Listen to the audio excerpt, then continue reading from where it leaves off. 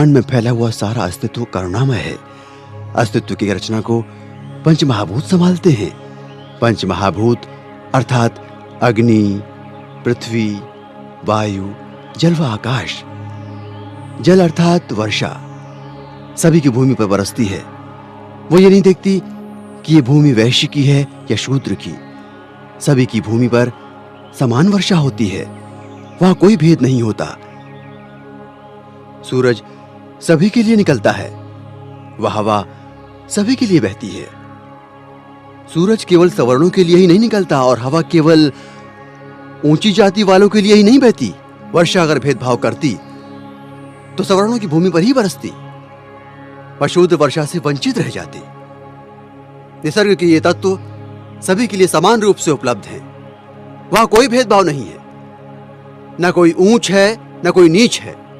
शिष्यगण, पहले ऐसा नहीं था।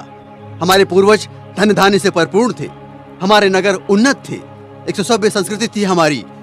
विदेशी क्रूर आर्यों ने आक्रमण कर हमारी नागरिक सभ्यता को नष्ट कर डाला, हजारों नर नारियों का वध कर डाला और अन्य लोगों को दास बनाकर अपनी वैदिक ब्राह्मणी सभ्यता की स्थापना की।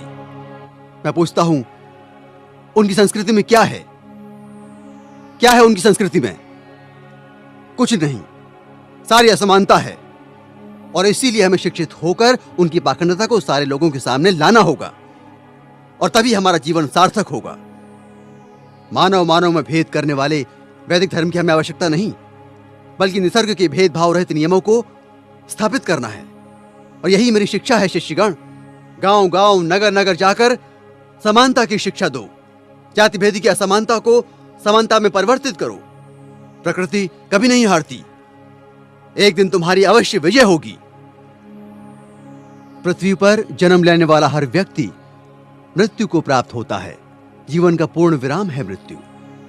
मृत्यु सत्य है, इसलिए तुम्हारा जीवन एक सपना है। ब्राह्मण हो, क्षत्रिय हो या शूद्र हो, सबके जीवन की अनिवार्य घटना है मृत्यु। मृत्यु तुम्हारे अहंकार को छीन लेती है।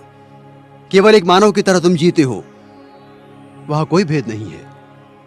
मरने के बाद तुम जन्म लोगे या नहीं, ये पुनर्जन्म की कल्पना मिथ्या है, क्योंकि तुमने इस जीवन को एक मानव की तरह नहीं, बल्कि शूद्र, क्षत्रिय या ब्राह्मण की तरह जिया है।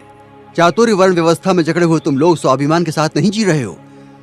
तुम नीच रहकर मर भी गए तो तुम्हारे माथे पर लगा नीचता का कलंक मिट नहीं जाएगा।